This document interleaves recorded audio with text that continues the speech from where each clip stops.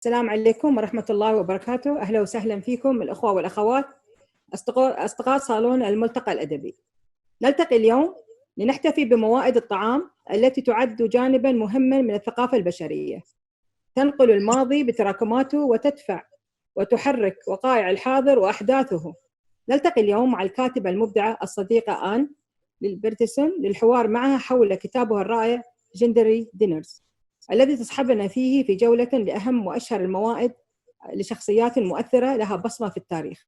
ولا تكتفي آن في كتابها بالأجواء الأسطورية لموائد المشاهير والأطباق الأنيقة والشهية ووصفاتها، بل أيضا بالقصص والحكايات وراء كل مائدة. فالمدخل وراء كل قصة هو التفاصيل الإنسانية. فلكل مائدة وصفتها بيرتسون جاءت في الكتابة حاملة معها مدلولها الاجتماعي والاقتصادي والنقاشات التي عاصرتها الموائد وأثر بعضها على مسيرة التاريخ، بحيث يضعنا الكتاب الشيق أمام الجوانب الثقافية وحتى السياسية التي تحملها الوصفات. فعندما تحدثنا مثلا عن موائد زواج الملكة إليزابيث تتركنا نعيش سياق الاحتفال الملكي وفخامته، وتدور في أذهاننا العديد من الأسئلة، مثل وقع الهدايا التي تلقتها الملكة بمناسبة الزفاف، مثل هدية المهانتا غاندي التي غزلها بنفسه. وننتقل مع بيترسون لأمريكا اللاتينية بأجوائها الخيالية لنعيش مع الفنانة فريدا كالو، ونرى كيف عوضت إحساسها بالألم مع الحادثتين الذي تعرضت لهما بدعوة الناس الموائد الغنية بالأطباق الملونة الحارة. ومن المكسيك إلى فرنسا وموائد المصممة الشهيرة كوكو شانيل الذي أدهشنا أسلوبها البسيط في أمسيات العشاء رغم شهرة شانيل بالفخامة والدقة كمصممة. وغير ذلك الكثير والكثير من موائد والشخصيات مثل غوتي وكندي وغريسكلي وفينيسيا وفيرجينيا وولف ومجموعة بلوزمري وكلود موني وجاكسون بوليك ونابليون بونابرت وتورمان كابوتي والباو هاوس وغيرهم من المشاهير التي ضمهم الكتاب. الأخوات والأخوة الأعزاء، أنتجت آن نصاً مليئاً بالتفاصيل ومحفزاً على التأمل حول علاقتنا بالطعام كمثير ثقافي ومحفز للذاكرة. فأرخت مثلاً ظهور الاتجاه الحر في الأدب والفن والمعمار وتصميم الأنسجة وتنسيق الزهور عبر حوارات المائدة، ليظل السؤال الذي نحمله معنا بعد قراءة الكتاب الواقع في 224 صفحة: هل ستقرر تجربة صنف أو طبق ما بسبب أنه وضع أمام الشخص المشهور أو أنه كان جزءاً من قصة تاريخه؟ والآن أترككم مع الأخت نادية طرابيشي لتعرفكم بالسيدة آن حسب ما تعودنا عليه في صالون الملتقى الأدبي. مرحباً وأهلا وسهلا فيكم. تفضلي نادية. مساء الخير. Good evening everybody. على عكس غالبية جلساتنا التي ناقشنا خلالها روايات بحضور مؤلفيها، تقدم لنا ضيفتنا اليوم كتاباً رائعاً ترجمت عنوانه لكم: عشوات أسطورية، مضيفون مشهورون، ووصفات لا تنسى. يجمع الكتاب بين 20 قائمة طعام فيها الأصلي والمتخيل، بالإضافة إلى وصفات هذه الوجبات لإحياء هذه المآدب في منازلنا، مع مزيج متطور من الثقافة والطعام. توفر الصور الأرشيفية والقصص المؤثرة سياقاً تاريخياً مهماً لكل حفل غداء أو عشاء. الكتاب جوهرة، حيث تم نحت كل تفاصيل الوصفات بدقة يد فنان. البياضات، أواني الطعام، الأواني الزجاجية والفضيات تتناسق كلياً مع الطعام المقدم، ويكتمل العمل الفني باختيار دقيق ورفيع الذوق للزهور أو المزهريات أو المنحوتات التي تزين المائدة. رحبوا معي بالسيدة آن بيترسون، رئيسة تحرير مجلة سالون الألمانية الرائدة في عوالم التصميم والثقافة ونمط الحياة التي تصدرها غرونر أنيار في هامبورغ بإيطاليا. درست آن السياسة والإعلام وتاريخ الفن في ميونخ وباريس. بعد زيارة دويتش جورناليستنشولة في ميونخ، وهي أكثر مؤسسات تدريب الصحفيين المستقلة المعتبرة في الدول الناطقة بالألمانية، بدأت آن حياتها المهنية كمحررة في الصحيفة الأسبوعية فيلت أم زونتاغ، كما عملت أيضاً كمحررة مساهمة في مجلات وصحف ألمانية مهمة مثل شبيغل وفرانكفورتر ألجيماين زايتونغ، أي صحيفة فرانكفورت العامة. بينما كانت مديرة الموضة في أكبر مجلة نسائية ألمانية بريجيت، بدأت آن في تطوير مجلة سالون، وهي مجلة راقية تعنى بالطعام وأسلوب حياة جديد وفريد جداً. صدر العدد الأول منها في نوفمبر 2014، ومنذ ذلك الوقت حتى الآن شهدت المجلة سنوياً عدداً متزايداً من القراء. تعيش آن بيترسون في هامبورغ وهي متزوجة ولديها 4 أطفال. اسم السيدة أسماء صديق المطوع، مؤسسة ورئيسة صالون الملتقى الأدبي. أجدد ترحيبي بالسيدة آن بيترسون لتحدثنا في حوارنا الافتراضي عن جديد دار صالون. أهلا وسهلا. Hello, Miss Anne. We need to thank Monica Kraus for all this. يعني لولا هي ما صار هذا اللقاء بيننا وبين الأخت العزيزة آن. Thank you, Monica, for all who participate to do for us as Salon Al-Multaqa, and you are part of honorary member with Al-Multaqa. Thank you very much, Monica. Always. You're welcome, Asma. It's my pleasure and an honor. And I love your salon. You know how much I love it and I miss it. So whenever I can help, I'm happy to do so. Thank you. Thank you. So enjoy the evening with Anne. Floor for you. Please welcome to be with us today in Abu Dhabi Salon. And inshallah, we'll have a beautiful discussion about your beautiful book, what we in our hand now we read it. Thank you very much, Anne, to accept our invitation. Thank you. Oh, thank you very much, Asma, for the invitation. It's an honor. And I'm very, very proud that you choose my book. I'm the editor-in-chief of a magazine called Salon. I can show it. We tried to send it to Asma, and it didn't arrive, but it should arrive, actually. So it's a magazine about interior, and a very central subject is hosting. And we have a series of legendary dinners, and this is also how the book, we came up with the book, because it is it's a collection of the 20 most beautiful legendary dinners. Great, so here we are. This is the main page. Here on the left-hand side, this is already one picture from a Coco Chanel dinner we did. And the question is, we can just flip through it. I can maybe start just to get an impression of it. What we did is we selected 20 legendary dinners, and then I think the special thing about this book is that we have on the one hand side the menu cards. These are all the different menus that we have chosen, like from Queen Elizabeth's wedding to John F. Kennedy in Berlin, but also Michelle Obama or Napoleon's wedding, Grace Kelly's wedding, but also big parties, like, for example, Truman Capote's Black and White Ball, or even Goethe's birthday. We have the biggest state dinner ever, which is Apollo 11.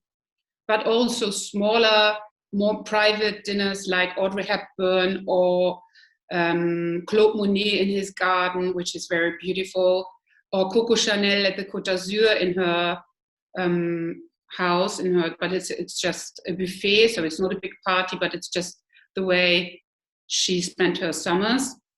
And what we actually did is, when we had the menu cards, for example, this is a good example. This is the wedding breakfast of Queen Elizabeth. And we had the menu card, and we really copied the menu. We just cooked it again so that everybody could copy it, so that we all could just invite our friends and say, see here, this is the dinner or the dessert of the Queen's wedding.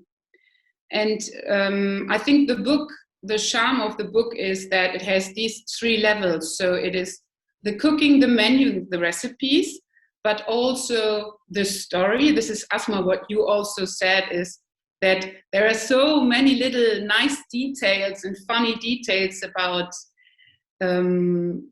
these dinners that it's also a big pleasure, I think, to read it. And then, of course, the pictures, and on the one hand side, the historical pictures. So, of course, it's interesting to see how were the costumes on Helene de Rothschild's Surrealist Ball, or how were the costumes at the big Bauhaus parties, where they really spent a lot of efforts to have beautiful costumes. And then on the other hand, this is a good example for how we cooked and then shooted all the food again. So this is a contemporary interpretation of us, how it might have been looked like when the Queen Elizabeth married. It's not exactly, because actually we don't know exactly how it was, but it's also how we would decorate it today.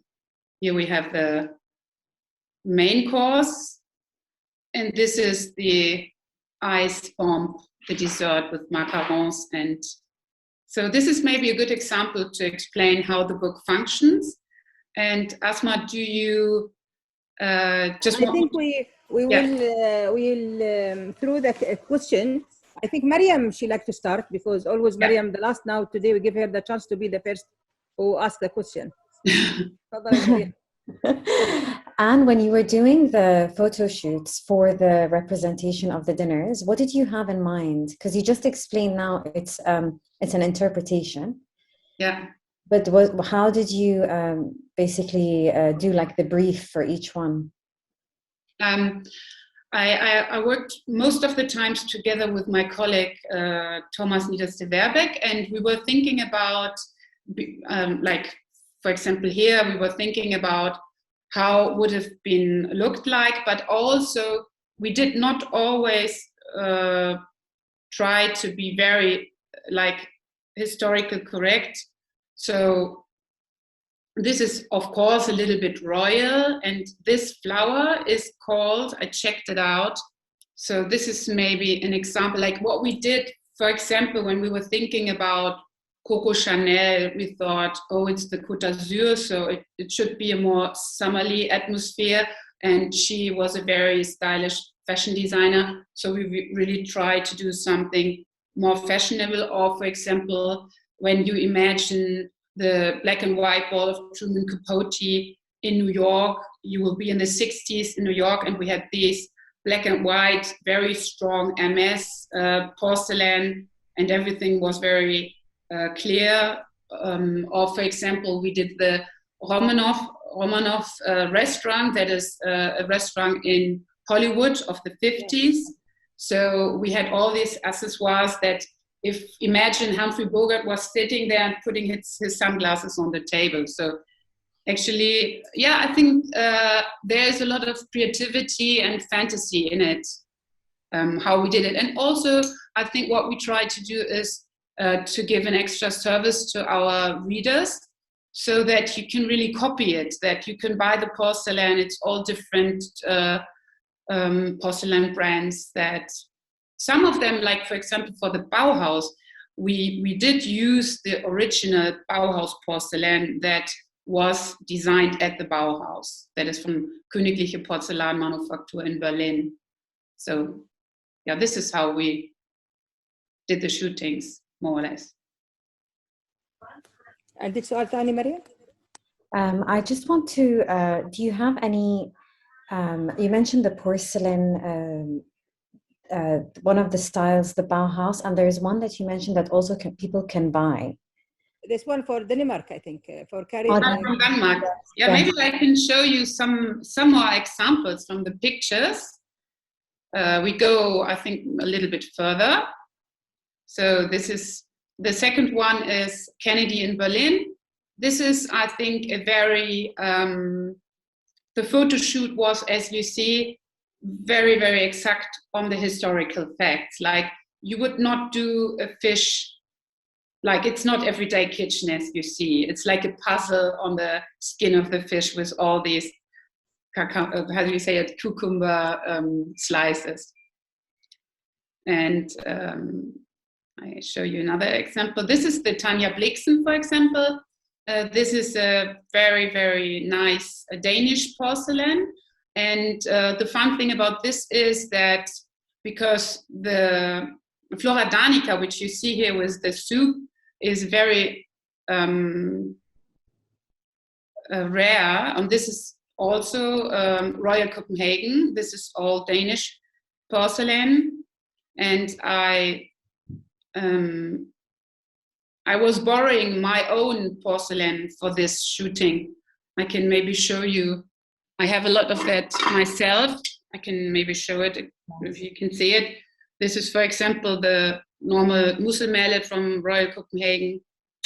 Or this is also very nice porcelain. It is all hand painted and it's called Flora Danica. And this is also what is used for the weddings of the queen in Denmark. And I think the nice thing about this is that they have all flowers of Denmark hand painted on the plate. So if you order it, you can choose from all flowers. There's a big book, a very big book. It's called Flora Danica, and you can say, I want one of this, and then if you have another plate, you will have another flower. So, and all the flowers are beautifully written on the back. And maybe and if we you have go to the Queen Elizabeth, what you write it in the articles there, when we read it about why they choose the rose. They choose the rose because they want to be in New England after the war, Second War, you know. Yeah. And that's why it's. I think what they choose, what I read it in your book, it's the tablecloth and the rose and everything to the new blood in England after to show them they are still in good health. You know.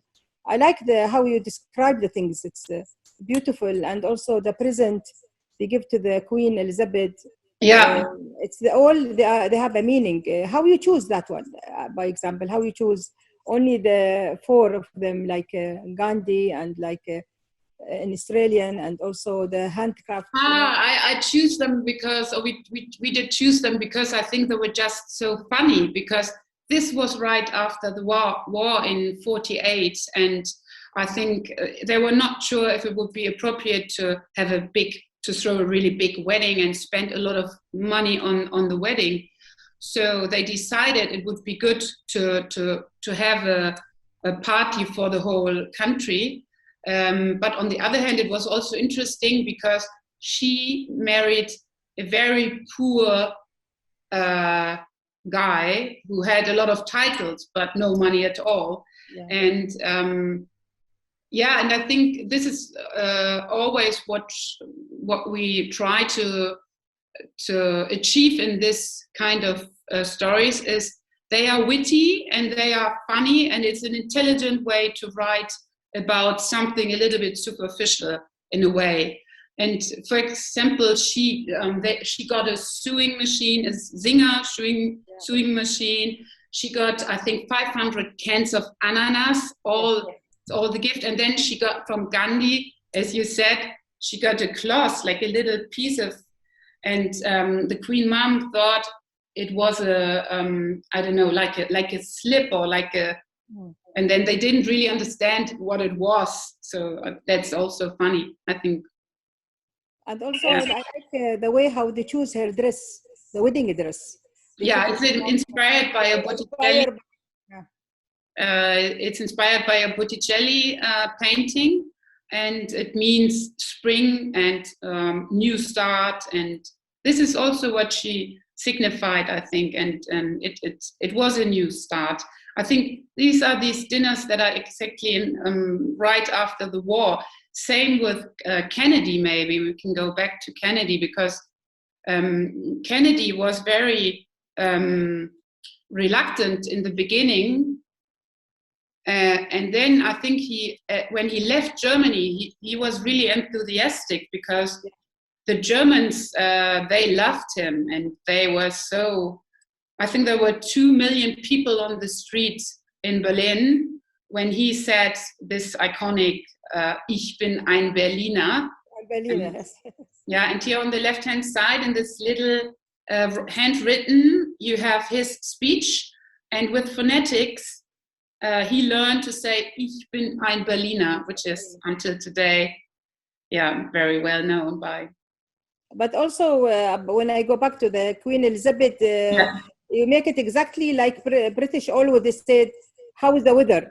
the end it's good. We don't have foggy. It's good. The time it's not foggy. It's yeah. Even you end it like British, how they think always about the weather. Yeah, genau.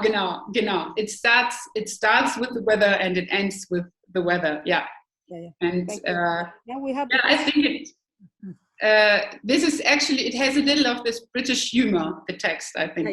Yeah. That's why we feel it. Each part, it's you live with them. It's you put yourself inside how they're thinking and how they thought and everything. Now we have a question for Meha. تفضلي Meha. Good evening, everybody. So first of all, I'm honored to be with everybody, and I would like to applaud you because of your excellent book, because actually it brings a nice soft breeze along, and it's a stroll in the lane of history lane, and it shows us not only the fashion. You went into extreme details, and I was really surprised, like, from where did you, even the imaginary stories, from where did you manage to imagine how such a meal could be created in different places? And for example, this Karen Brixton, when she the Crown Prince, and her cook is illiterate, and she painted every single dish, and he managed to make the exact menu as she had wished. I admire the elegance of your book, the stories. It is not like the typical cooking book. It's actually history with a flavor of food, elegance, the details of finesse, of gourmet, of culture. And I would have also been interested that maybe it would be your next project that you go to the Orient and see. Yeah. Actually, I'd love to do that. Because I was talking about it with Asma already. Yes, because I'm sure it is very rich, it's different, but it's very authentic, and it has also its own speciality. So I would like to ask you, what was the reason, or what inspired you to make such a book? Actually, we wanted to do a book with Salon magazine, and I think it was obvious that this is actually one of the strongest series that we do have in the magazine, and that is also something that we have consequently filled.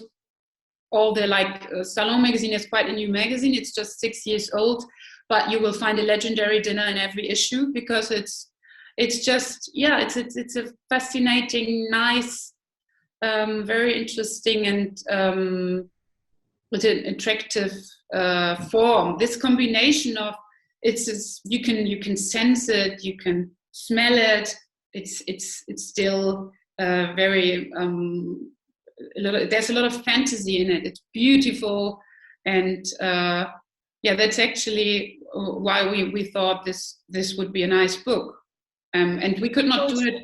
So if I interrupt you, so it started as a series of stories, or let's say legendary dinners in your magazine, and then you collected them all together into a book.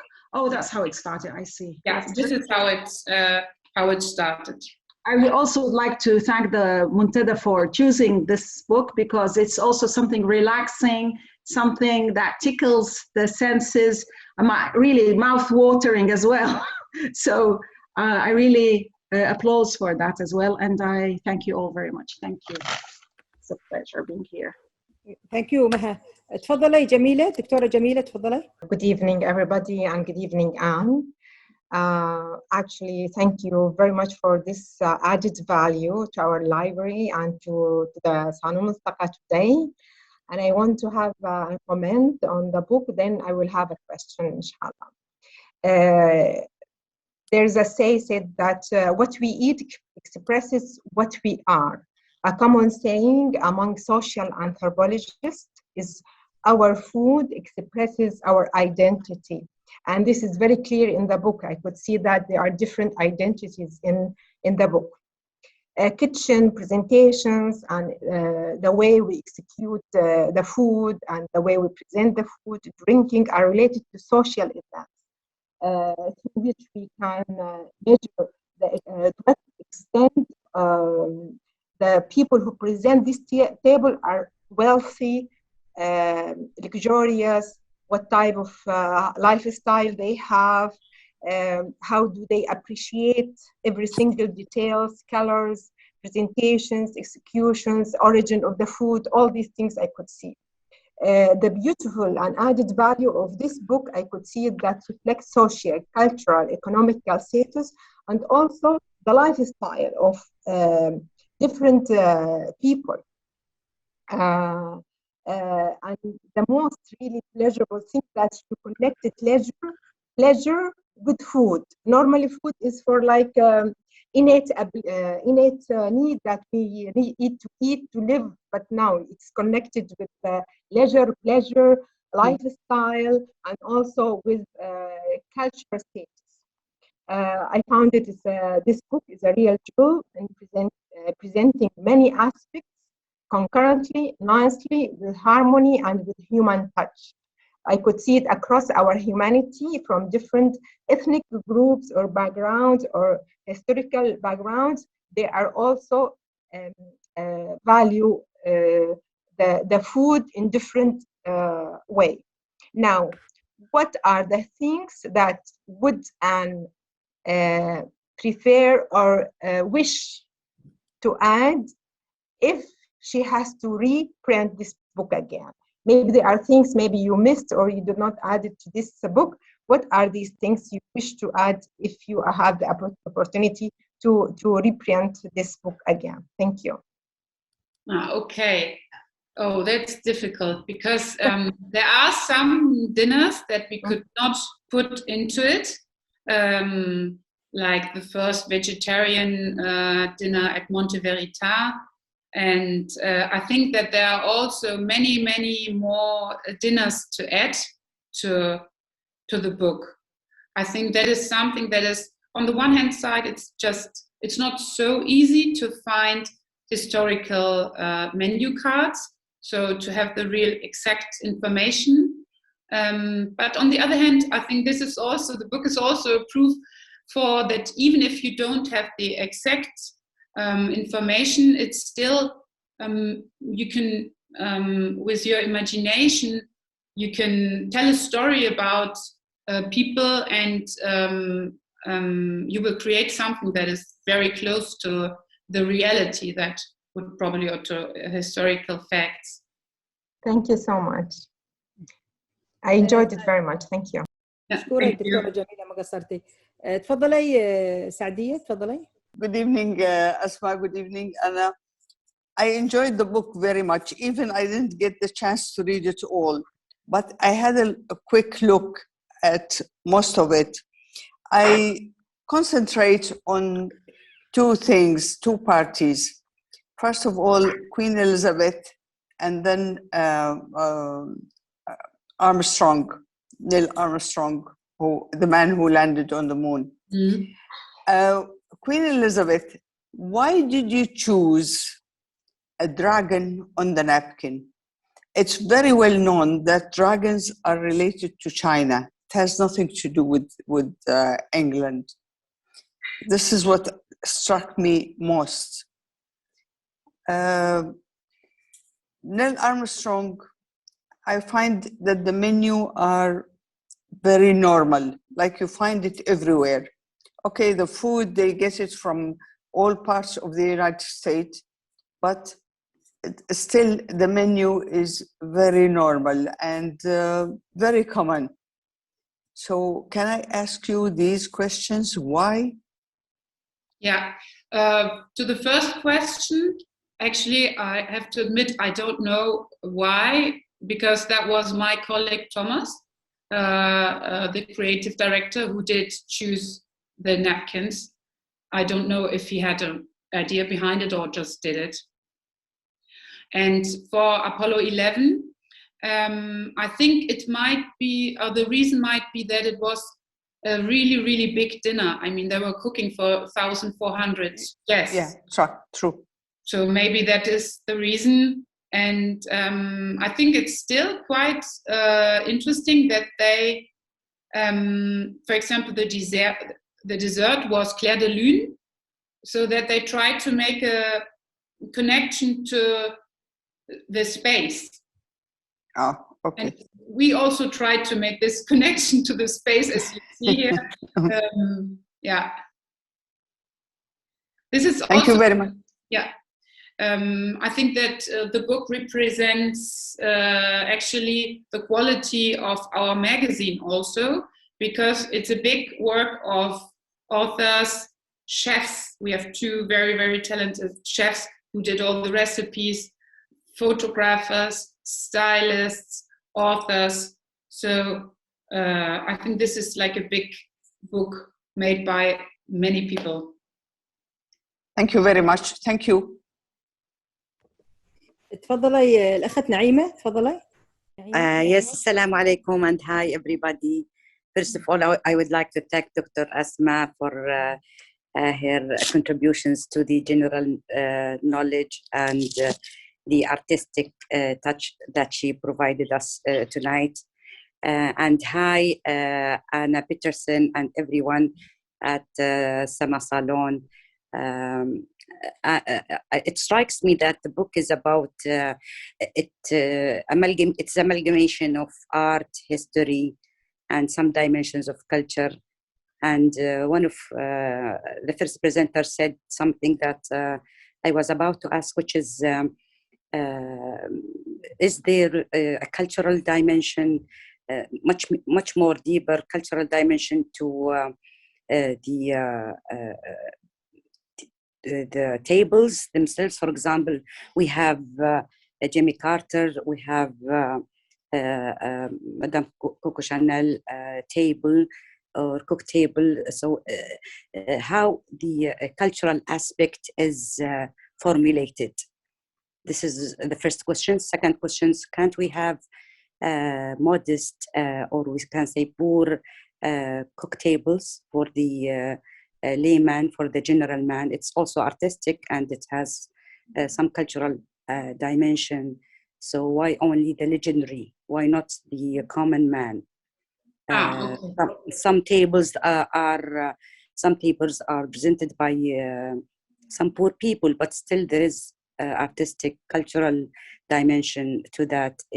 Even in the Oriental countries like in Egypt and Syria, here in Emirates and Saudi Arabia, for example, we do have legendary tables and we do have poor people tables that are not less artistic and has its own cultural dimension.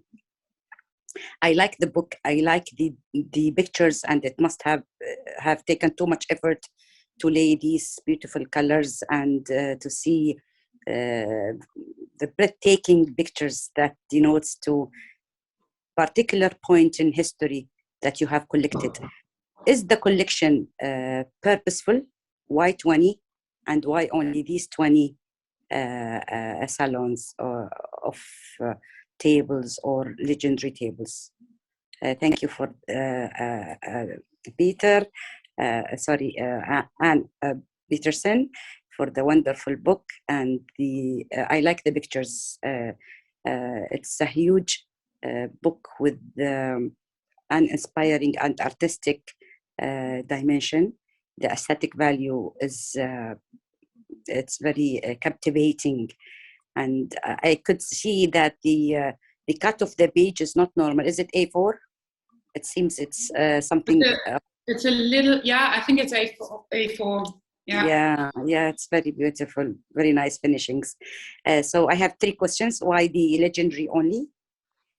Why the cultural dimension does not include some people from the Oriental parts, for example, here in Saudi Arabia, in Egypt, for example, in Northern Africa, for example, and where is how the cultural dimension is formulated? Because I could read your book from a linguistic, a semiotic picture. Mm-hmm. I could see it's like, a semiotic where I get verbal and non-verbal even if you didn't comment, I could articulate and communicate verbal and non-verbal dimension of the picture. This is what your one of the colleagues, she said that why the dragon, why it's not there, it is historically misplaced in the picture. So how the picture is formulated, Yeah. who put the ingredients from a cultural linguistic point of view, semiotic. Yeah, thank you very much. Okay. Wonderful. اخت نعيمه وحياك الله وشرفتينا واهلا وسهلا فيك. الله يحييك ان شاء الله، الله يحييك ويبقيك ان شاء الله. مرحبا اسعدتينا. امسيه جميله رائعه، كنا محتاجين لها صراحه، نغير جو مع اجواء كورونا ولا انت عارفه، بس الكتاب مره جميل. شكرا، حفظك الرحمن. الله يحفظكم. Please, Anne, the floor for you. Yeah, I think to your first question, how did we choose the dinners and why are there not more dinners of common people?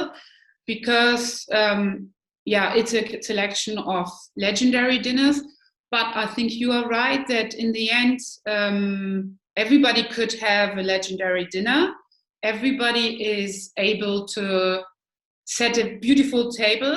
And I think that is also the nice thing about food, because food unites us all, unites all different classes, all different religion. Like food is something that you can always talk about, for example. It is something that even if a very intellectual person and somebody who...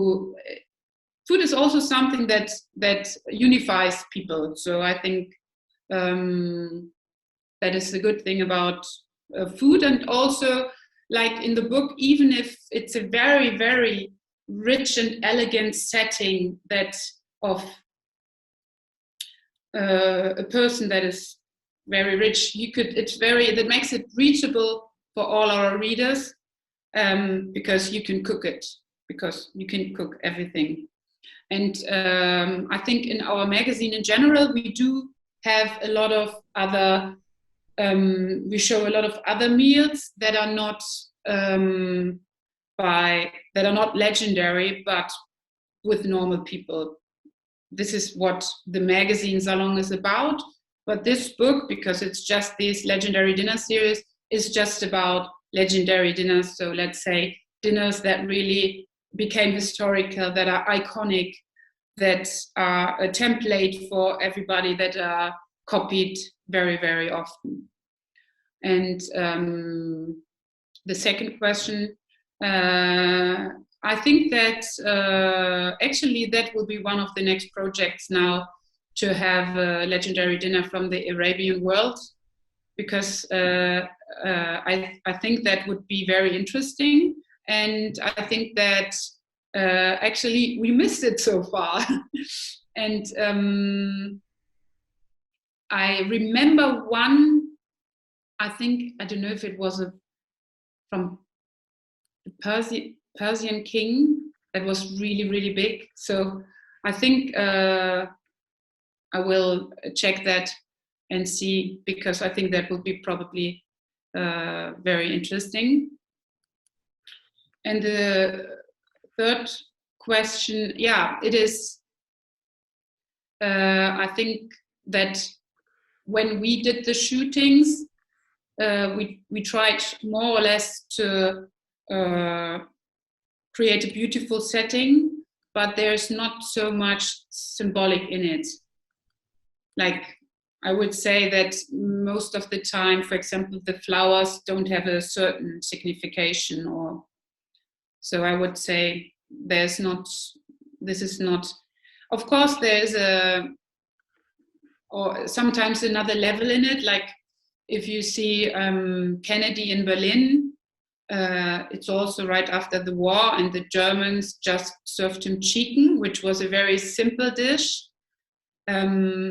And then he gave a dinner for the Germans in Germany, and everything was French and was very, very elegant and much more classy than what the Germans served. And that represented actually the lifestyle of John F. Kennedy and Jackie Kennedy in the USA. And that time.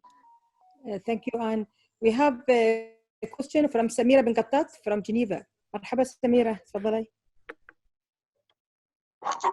السلام على الجميع، مرحبا أسماء وشكرا. يا مرحبا يا مرحبا يا مرحبا. السؤال بالإنجليزي، متشكر. تفضلي. So I thank you all for this interesting gathering, and especially you, dear Asma. I've had a really good time reading this book, very aesthetic and very mesmerizing. I have a few remarks I would like to share with you. So first of all, I've noticed that some menu cards were written and presented in French, even though the hosts were foreign. For example, the Queen Elizabeth. Yeah. I would like to know the reason of that. And the second question, maybe a sister had already asked her question. While browsing the documents, I was kind of surprised not to find a single Arab nor Asian legendary host. They sure have a big cultural background. So you just focused and shed the light on hosts mainly based in Europe and America, while we have legendary dinners in the Arab world. So I would like to know, why are they missing? And one more thing before I quit. If ever the project of a second book was on the table, your dinner, Sister Asma, should definitely be on it. It is always legendary, and you definitely are a memorable host. Thank you for your attention. Yeah, to the first question, the menu cards are in French because France is the home of gourmet cuisine. How do you say that? So if you are a very cultivated person, you will put your menu in French. And that was the most elegant way to do it. So that's why I think those menu cards are still in French. And to the second question, I think it's right that most of the dinners are so far from Europe and the States, and it has not a particular reason. It was just also because we appear 4 times a year, and then we were just thinking about what we can do and what would be interesting for the German readership. And it was always a mix about from Germans and then also Hollywood stars like Katharine Hepburn or Grace Kelly, or icons like Coco Chanel. And I think so far we had not so many big historical events, apart from Napoleon that we just started. But I think in the future we will definitely do it. Also have something from Asia. Yeah, it will be very wise to do so. Exactly. Yeah. Thank you. Thank you. مشكورين على المداخلة. Thank you. عايدة تفضلي الأخت عايدة. مرحبا بالجميع. Really, the essays were so entertaining. I enjoyed the book a lot because they provide us with some important historical context. I liked the book a lot.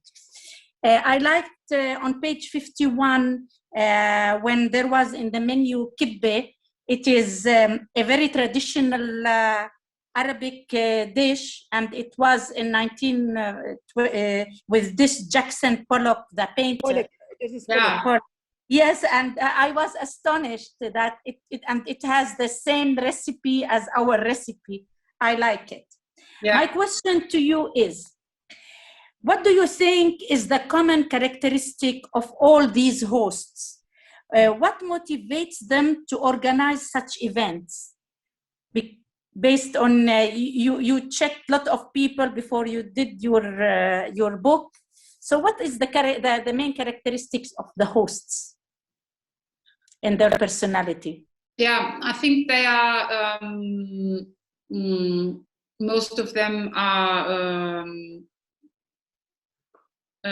very more extrovert perhaps than other people. and also strong characters, independent characters that also, like some of them, like Truman Capote, for example, they also had a strong ego. They wanted, some of them also he was homosexual, no? I think so. They wanted yes. to, I think it's also kind of, I think you also have to be encouraged, because if you throw a big party, you will be on the stage. And actually it is more or less your responsibility that that it will be a good dinner, or it will be a good party, and people will amuse themselves. So I think you have to be encouraged, and I think then you can throw a party and have to do something that can, it is always also a little risk. So also, like if Asma now does this salon, it is, she steps forward and she does something for all of us, something that we are longing for. We can unite and we can meet, we will have a good time.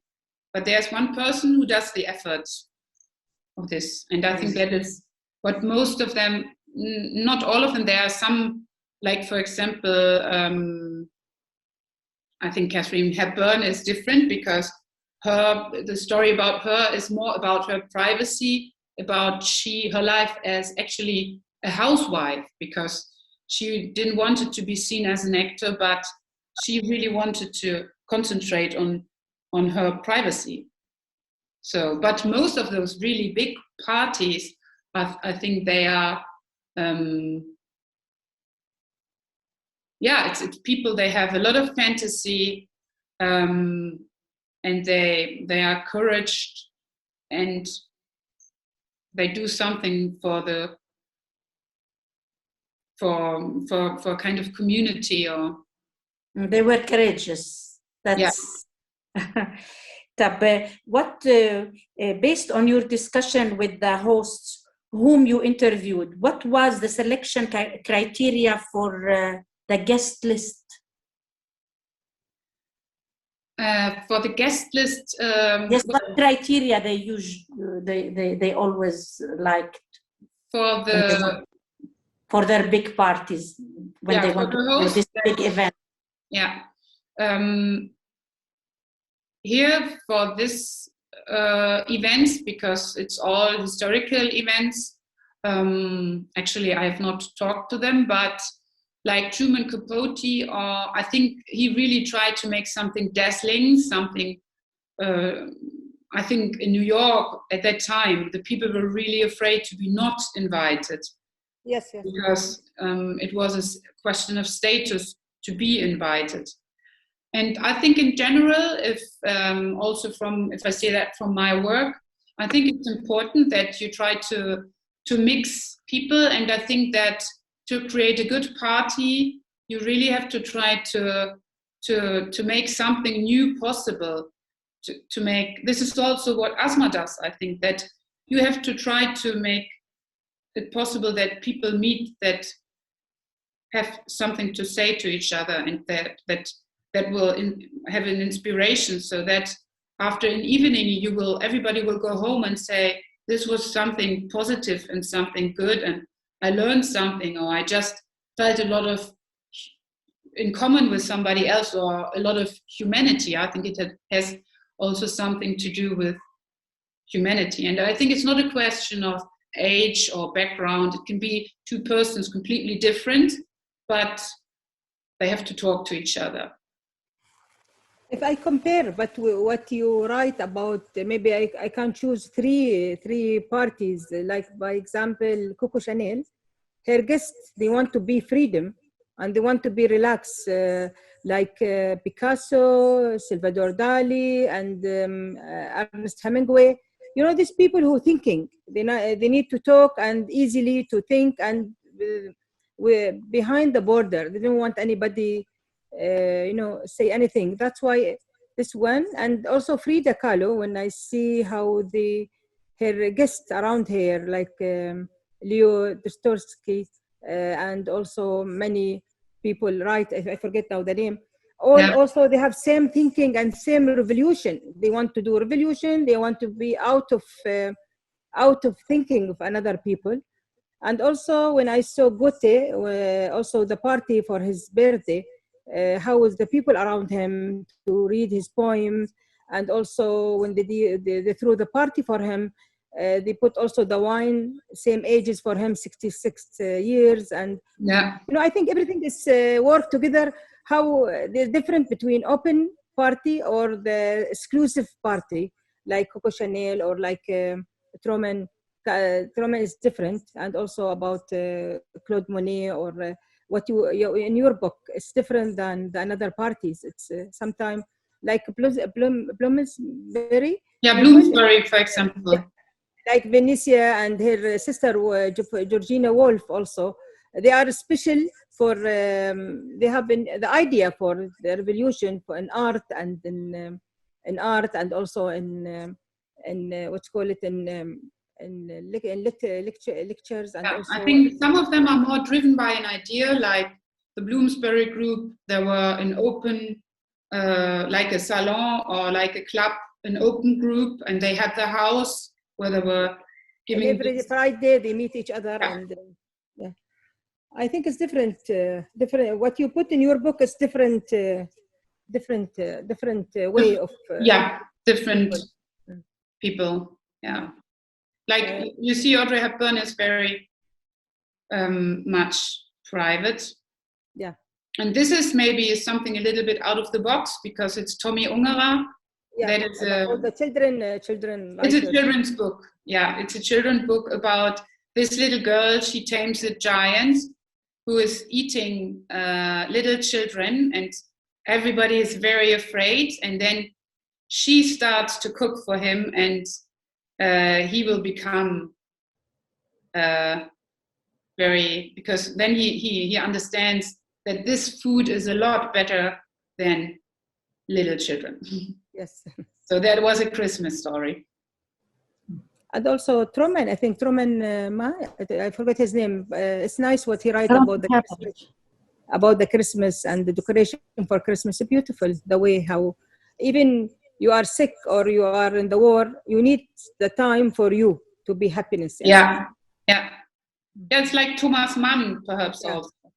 Because this is also something what food gives us, food and family and gatherings, is that you can take, even if you are a refugee, you can take your home with you. It is also a kind of security if you have some rituals that you have every year, or some persons that you see again and again. We have a question from تفضلي نهى. Hi Asma. مرحبا نهى. Hi Anne. Hello. I want to thank you very much for this beautiful book.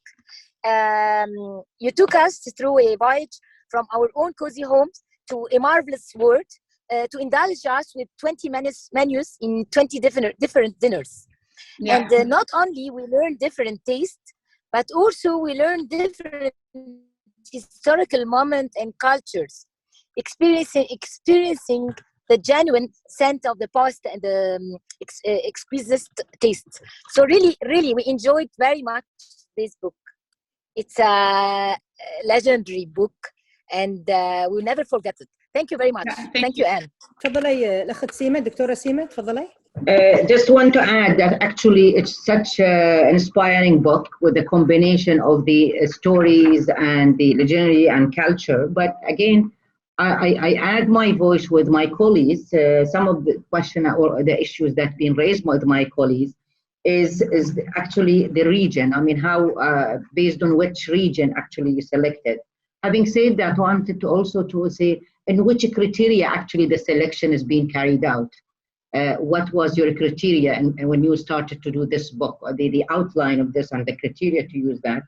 And obviously, what was the challenges that you faced in doing this book? I mean, this such, as virtual, in a way, because it's a combination of food, stories, life, that it goes in it. Who was involved in doing this? Because you can see in each picture, there is a very great study of even the colors.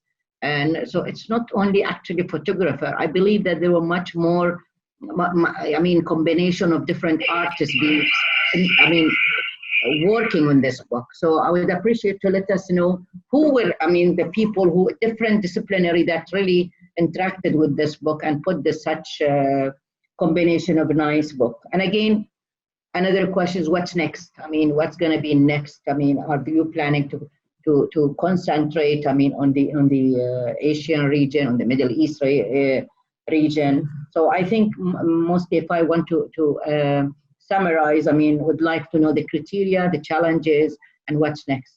Actually, the choice was more or less given by also what we had. We just had to select, as we do this legendary dinner in every issue, and maybe this is also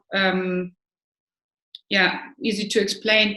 Like, we do this in every issue, and there are a lot of people involved. So starting from the photo editor to the editors for the text. So somebody will find an author to write this. And first of all, we will sit in the team and say, okay, we will need a legendary dinner for spring 21. What can we choose?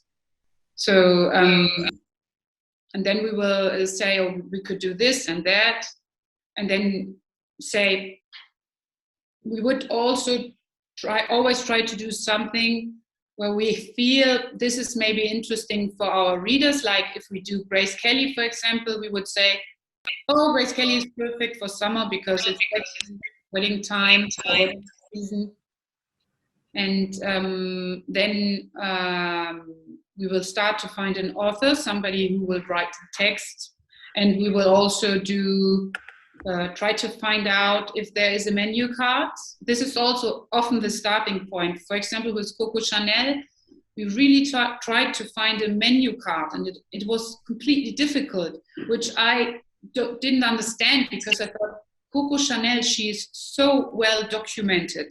And we also have a very good relation to Chanel. So I was asking them and said, can we not check in the archives in Paris and find a good menu card? And then they said, yeah, well, they don't really have menu cards, only of the Ritz. And then, because she was living in the Ritz, Hotel Ritz, and then I could never really, it was not clear if it was just a menu card from the Ritz or if it was a menu card from the Ritz and Coco Chanel was sitting at the table. So I thought that's not really fun, or not really, makes it not, so I think it was not so attractive. And then I thought about this Duke of Westminster, this, at that time, the richest man in UK. And she had this relation with him when she was 40 for some years. And she was always at his castle. So I thought there must be menu cards from this castle. Like they had these big hunting weekends with Winston Churchill. And so I was calling those archives and I said, can you give me the menu cards? Then I had menu cards of different dates from this castle. And I had the hunting book, which is a book where you can see who was hunting that day and who shoot whatever. There also, we had the same problem. We had a lot of menu cards, and we saw when Coco Chanel was there, but there was no match. And then finally we said, okay, let's do La Pausa. And we created this menu, even though we had no menu card at all. This is just for the background. But so what we will do is we have an author who will do the text. And then if we have the text, we will have one of our chefs. We have two very talented ladies who I think have a very good style in kitchen. So they are very experienced, but the way they cook is also very elegant. And they will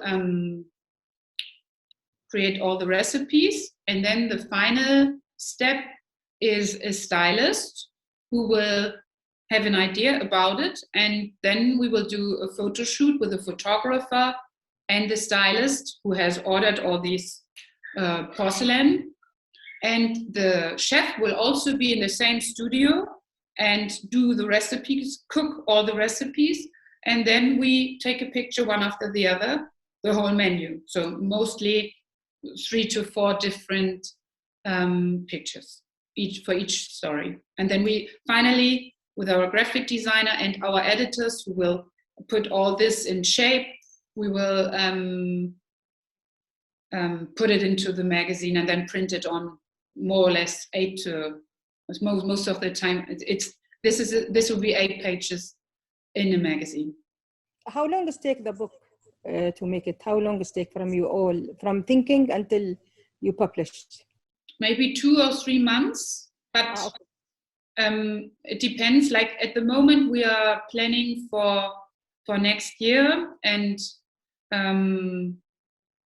yeah, we have still not decided what we will do. Maybe we will do the last meal on the Titanic, which is a little bit sad, I think. Yeah. But it's well documented, and I think the Titanic is interesting. And then, yeah, and I think what we could do is we could definitely do something in Arabia or Asia. I mean, on the other hand, I will certainly do something about asthma, but this is another series in our magazine, which is called At Home with a Special Host, which we also have, which is a person, a contemporary person, which is not historical, but from. Thank you. Giselle, تفضلي Giselle, she bought your book. And Giselle, تفضلي. I put, hello everyone. Hello. No, actually, we put an order because there is a long list. You have to put an order. It will not be available before April 20th Thank you. on Amazon. Yeah. Yeah, I look forward to your book. This is a subject that interests me. Actually, going through your book, it reminded me of a visit I paid to a museum, to the only museum of culinary arts in France, and it is in Villeneuve-Loubet, for their celebrated chef, Auguste Escoffier, who is born in Villeneuve-Loubet, and they turned his home into a museum for culinary arts, the only one in France, which is very surprising. And your book reminded me of the museum because it is also set up in such a way where it builds a story around food, and it is about, you know, authentic table settings with the dinner sets that were used and the menus that were executed for different occasions. And at certain instances, very important menus were printed on silk, and they had them preserved, and it was amazing. So I was wondering if you had paid a visit for this museum. No. And another question, what is the role that culinary museums, yani, were you inspired? What is the role of such, yani, for your book, have you been inspired for any visit? Because I looked up on Google, there are many museums all over the world, in the US and all over. So I was just wondering, have you been inspired by any visit to any museum? Because it has been created along, it's quite inspiring.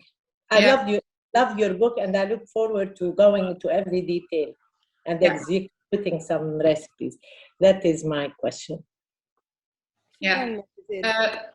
No, actually, we have not been inspired by any museums of that kind. But I think we are also quite used, because Salon is part of the publishing house Gruner & Jahr, and we have a big food department, so we do have different magazines, and we do produce a lot of pictures of food. Like we have different chefs that do produce recipes for magazines, and so that is a daily business. Thank you very much. Thank you. There is a question from Yessar. تفضلي الأخت يسار. Guten Abend, meine Liebe. Thank you very much for interesting book in which you introducing introduced those celebrities far away from their formal images and historical events. And let us get into their personal lives. I have for you two questions. The first question, if you could choose to attend one of the gatherings profiled in your book, which one would you choose and why? The second question, which one of the hosts profiled in your book do you relate to the most and why? Okay. I think I would like to, if I could attend just one or just be a little mouse in it, I think I would go to the Surrealist ball of Helene de Rothschild. I can show you again, because I just think that this is something that I don't know if this is happening today again in this. Yeah. Because I think she was really crazy in a way, and she had this big castle, and money was not the question. The press was not allowed to join, and you arrived in this castle, and when you arrived at the stairs, there were already how do you say that, the maids? No, they were all dressed like cats. And everybody had beautiful masks. Yeah. And she herself had this golden deer costume. And I think that this must have been a party full of fantasy and so much exaggerated and over the top, like a Alice of Wonderland fantasy world. And also, and I think this is different to, I don't know if you know these pictures of today, for example, Halloween with Heidi Klum. Yeah. This is a bad example for me, because this is, if you have all technical possibilities and you become somebody else. And I think at that time, same with the Bauhaus costume parties, this was all handmade in a way. So you really had to think about it and do something that that was completely nuts, completely exaggerated, but I think a lot of fun, and also it just shows the joy of life and optimism, and yeah, it's a little bit crazy, but I think that's also what life should be sometimes. تفضلي نادية، تفضلي الأخت نادية. Here the same with Bauhaus. You see the costumes. There were like so complicated costumes that their whole body was, actually I don't know how they moved in these costumes. A nice who the ginger biscuit they do, it's the artist. Yeah, this ginger biscuits was in different figures, like cats and dancers and lions, and yeah, this is also, I think, just yeah, it's a little bit over the top, but that makes the fun of it. Yeah. تفضلي نادية. شكرا أسماء. Hello again, and this is me, Nadia. I really commend your efforts in realizing such a book. I like the historical essays about the Mann family, about Coco Chanel, Dali, Monet paintings. And I love the part of Frida because we saw the movie and we discussed it. So we really related to that part of the book. I'm not familiar with Tommy Ungerer books, but I look forward to reading this ogre and children's story. Yeah. What really impressed me is the harmony that you created by matching the colors of the food with the plate and the linen and the flowers. And I will only mention very quickly two examples, like the squash and zucchini broth on page 32 and the saddle of venison on page 80.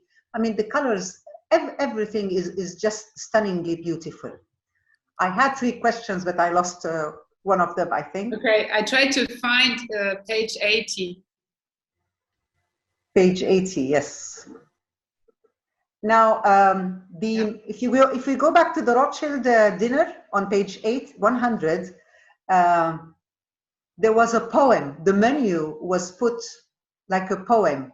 And Yeah. if you allow me, I would like to read it because it really, really, whoever put that poem is really a genius. It says, soup extra lucide, and then exquisite corpse imbroglio, lady and sir hyphenated loin, tubercule en folie, pêche et chèvre hurlant de tristesse. I mean, and at the end for the dessert, it says, enfin, finally. Yeah. What was it really this way, or you recreated that menu? No, it was really this way. And this is what I mean. She was so genius. For example, the invitation was printed the wrong way around. So you could just read it in a mirror. Otherwise you would not. So I think she had every detail was planned. What about the human-size naked woman dessert? Yeah, genau. And the dessert was a human-sized naked lady, completely in marzipan. Oh, and people broke it into pieces. Yeah. Okay, thank you, Anne. She was destroyed, and that lady. And then also, you see, I don't know. Well, thank you so much, and I am sure for the ladies and for the men, there were two different. For the gentlemen, they got different. I think I will start with the recipes that says easy to medium. I will leave the difficult till the end. Thank you so much, Anne, for a beautiful book. Thank you, Asma, and thank you, Monica.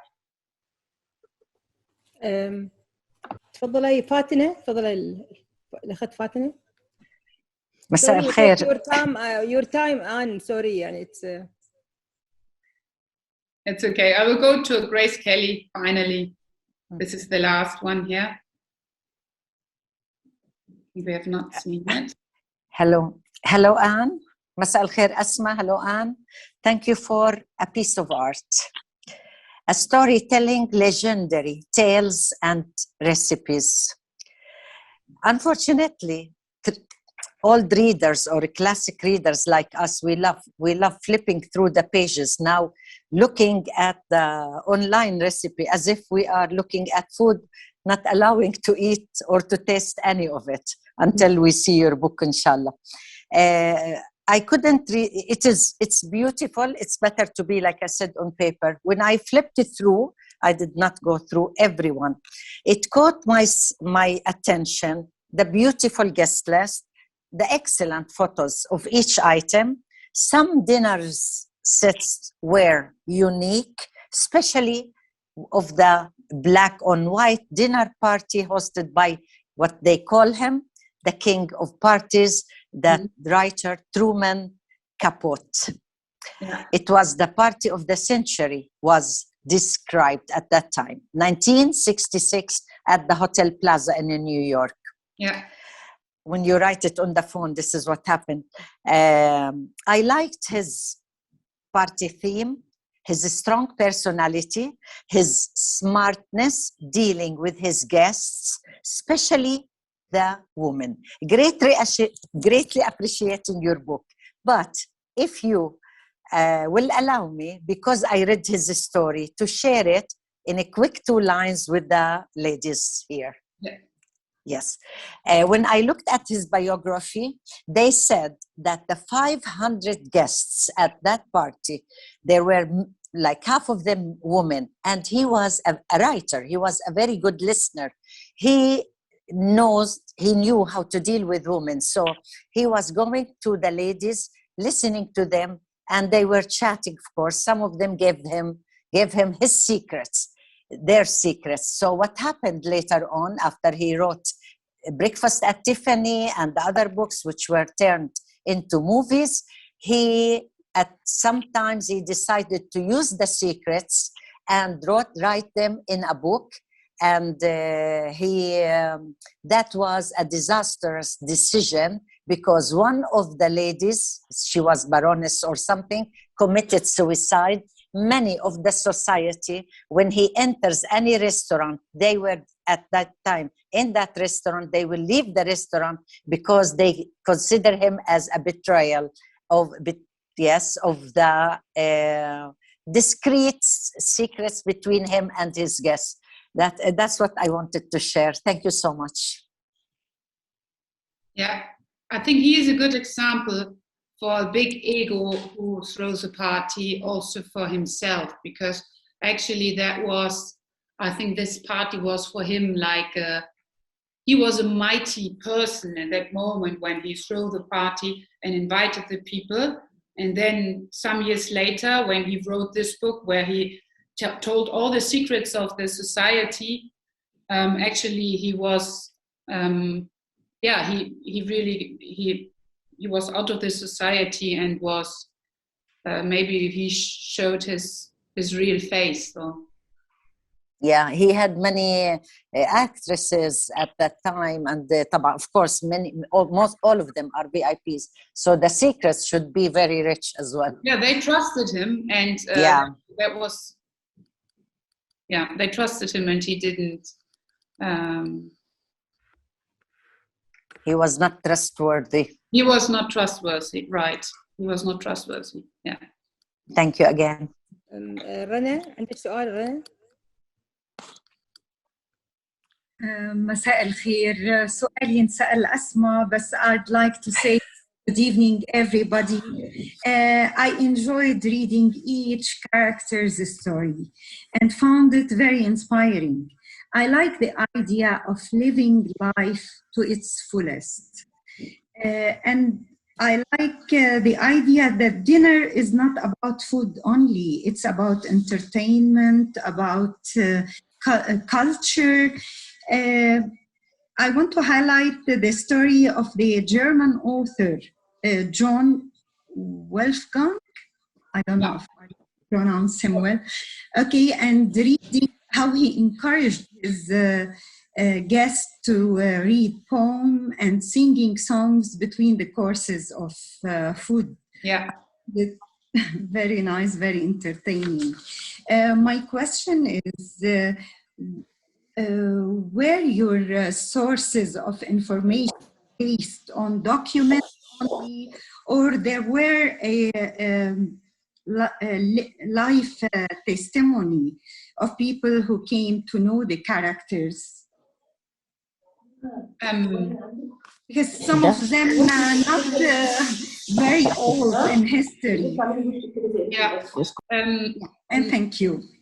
Yeah, thank you. No, they were actually all based on documents. So, for example, the museum, like the life of Goethe, is really well documented, and also the place where this birthday dinner, it's Gerbermühle, is also, they are very proud that Goethe was there and spent some time of his life there.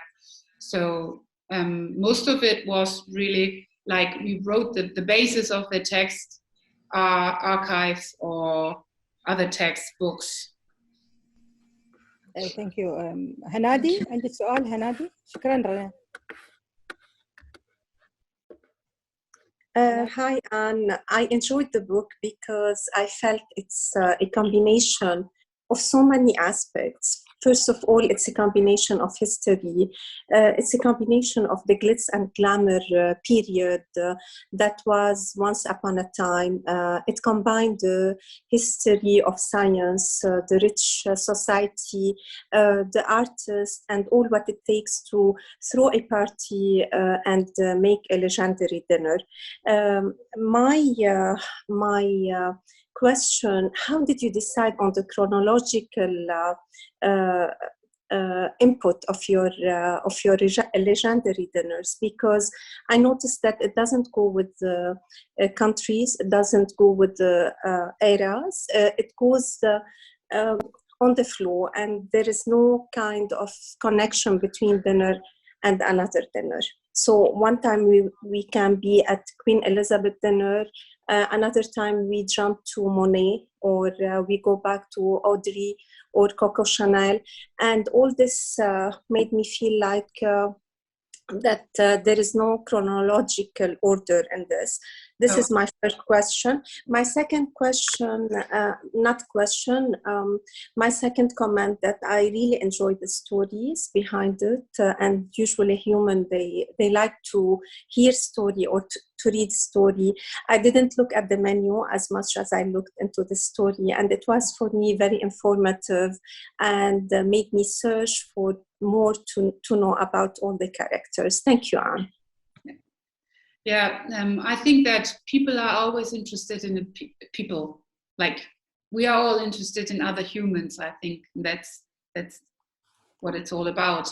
And about the chronological, yeah, actually there is no chronological, and it's exactly that we just mix it up because we don't really, there were not of each, like there's not too many, like there are some, two are in France, some are in Germany, so most of it is European, but there was actually not really something that we could put it in order to.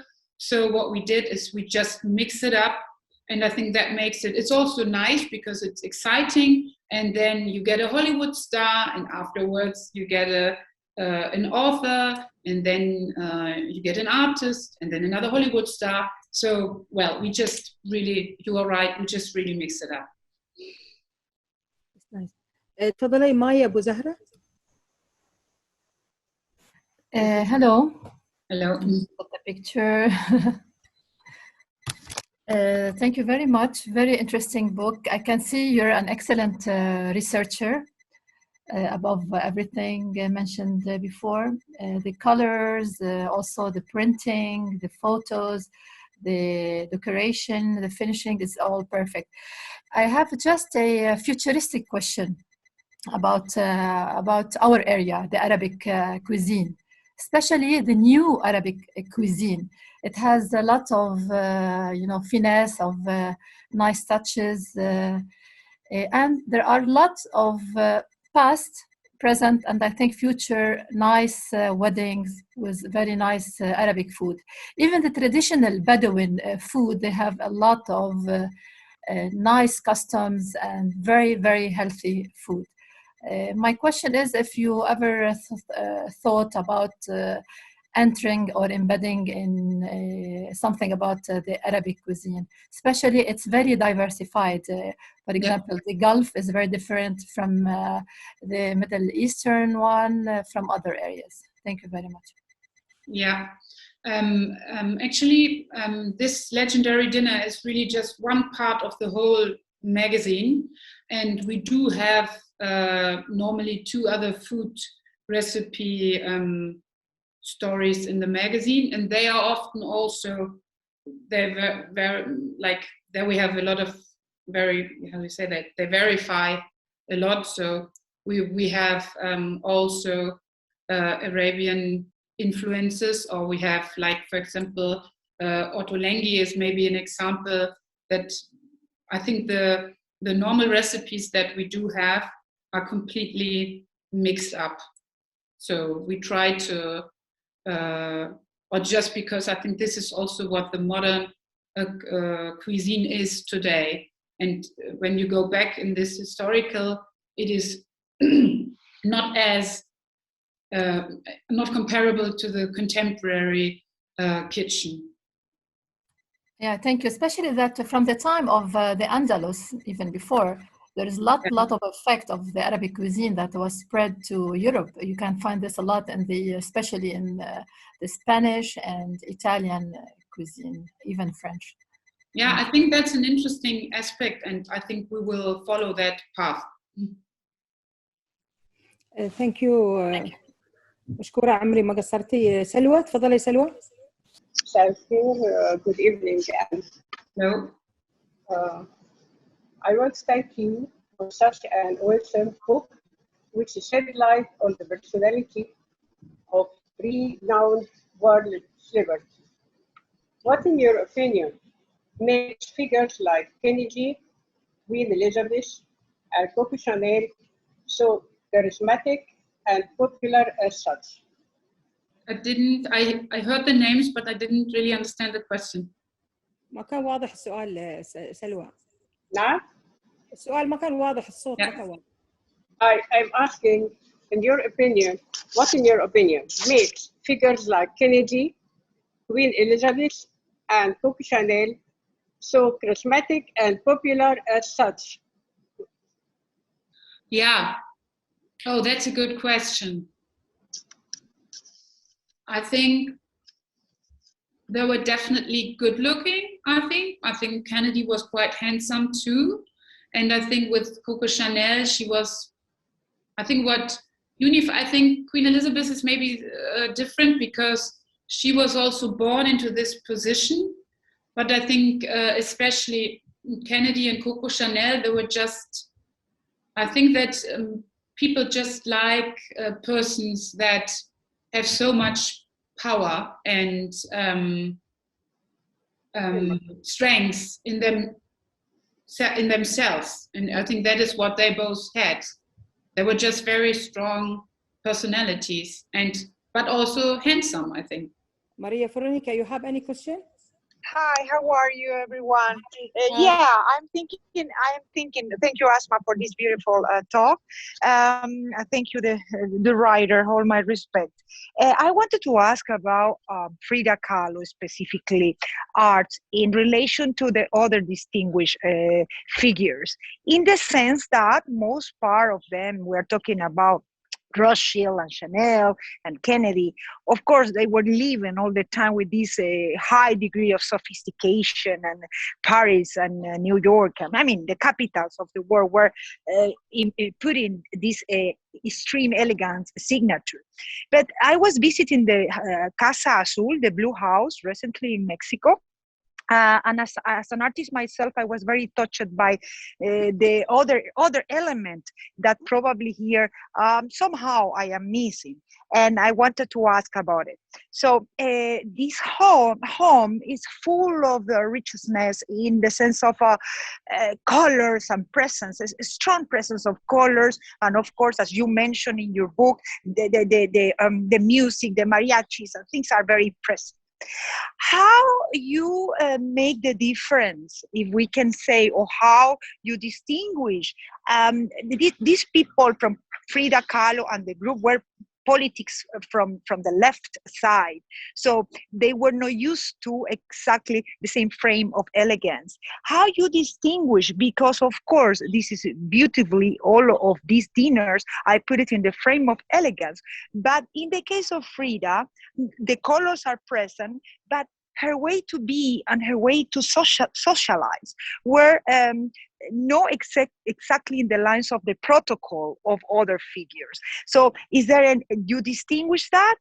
That is my first question. And the very last is, do you make these dinners, I'm sorry if you do and I don't know, but do you make these dinners like also alive, like going out from the book to any place where you can play as well the ambience and the music of these personalities?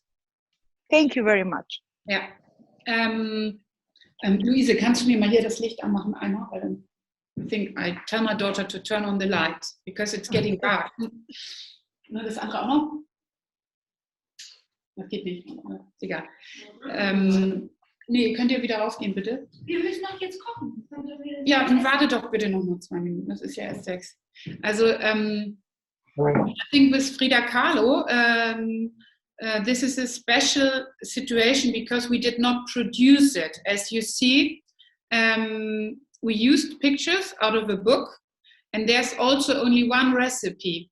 So we had the story, but we were kind of, that time we did not produce ourselves the whole menu, because so this is why this story is a little bit different and maybe shows not all the aspects. And to the second question, we would like to do the dinners. So until today, we don't do it, but I think it would be a good idea. And we already had some, I think there's a lot of interest for those legendary dinners. And with Salon Magazine, we do events every year. So we do host different dinners with partners in different towns or cities, like in Hamburg or Berlin, we do dinners. And I think that could be a good idea to use these legendary dinners and also like create the whole thing with the decoration. And we also had already, I was just talking to somebody who would like to do movie about it, and we'll do a series, TV series of legendary dinners. Thank you very much. Thank you, Maria. Thank you for this nice. My pleasure. Thank you. آمنة عندك أي سؤال؟ أسماء, can I say 2 words only? تفضلي.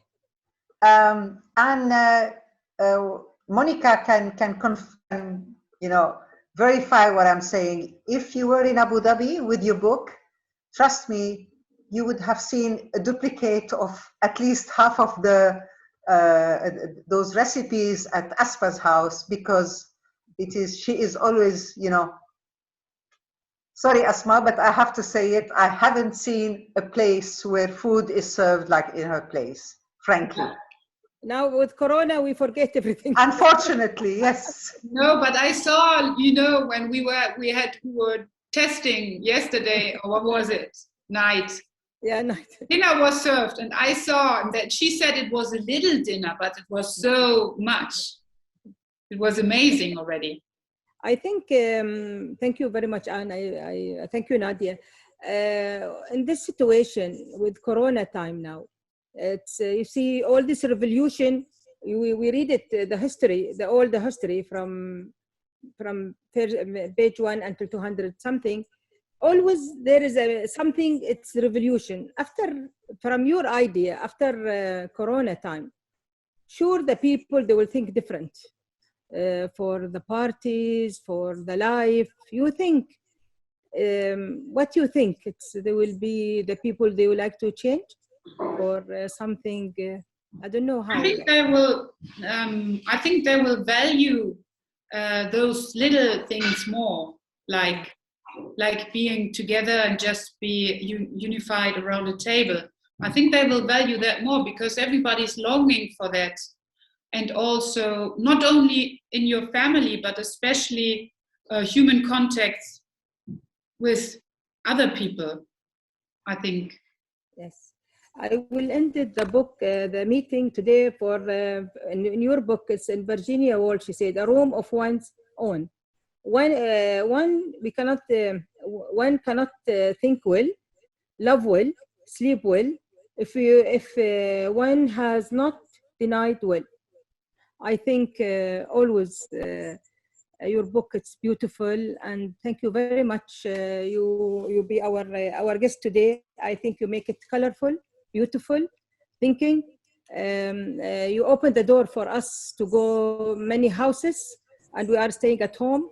And I like all what you put about every person, and at least I stay 1 week searching a single name to know who they are and what they're writing. Thank you for all this value information. I have it through your book, and your book is not only about the food, about the human, how we gathering with all this taste the food, and tasting the talking together, and to also what they call it, it's to exchange our thought, our love through between us. Thank you very much, and it's really, thank you, Monica. You have anything, Monica? Thank you, Monica, for at least you are the angel to bring on for us, Monica. Yes, thank you for saying that, Asma. I'm happy that I could make you happy, and that I could bring Anne in there, and I'm looking forward to continuing working with you, and maybe in the next few weeks we can present the Salon magazine as well. That would be lovely, and I'm glad that you enjoyed everything. Thanks. Yeah, thank you also from my side. Thank you to Asma and to Monica, and thank you very much for having me, and thank you to everybody who just was so kind and friendly. And well, I got so many questions. I was a little bit excited before, and you just welcomed me so kind. So thank you very much for that. And well, I hope to maybe meet you in person one day, and then come to the book fair. شكرا لكم جميعا على حضوركم ومتابعتكم معنا في لقاءاتنا كل ثلاثاء، وسامحونا على الإزعاج كل ثلاثاء، بس إن شاء الله نلتقي الأسبوع الجاي لأن الحين بعد شهر القراءة، وأعتقد أن القراءة مفروضة علينا هذا الشهر، مفروضة علينا غصبا عنا أو بحب أو بشغف أو بالمعرفة وللقاءات الحميمية معاكم كل ثلاثة. شكرا لحضوركم، شكرا. إن شاء الله نلتقي الأسبوع الجاي مع الدكتور حسن مدن، وإن شاء الله يكون لقاءنا جميل مثل لقاءنا اليوم. حياكم الله. Thank you so much. Thank you, Asma. Thank you. Thank you. Thank you. شكرا أسماء. شكرا جزيلا. شكرا. Thank you. Okay, thank you.